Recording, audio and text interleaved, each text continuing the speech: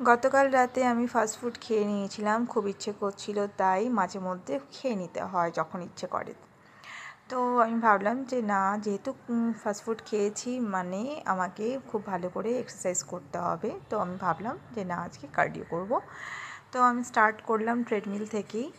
Incline 20-তে walking করা start করে দিয়েছি।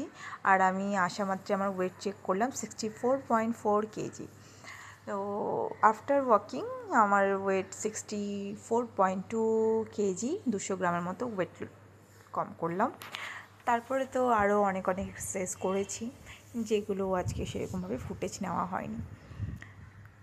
আর আমার যদি ভিডিও দেখতে পছন্দ করেন, সো লাইক কমেন্ট অবশ্যই করবেন। চলো, টাটা।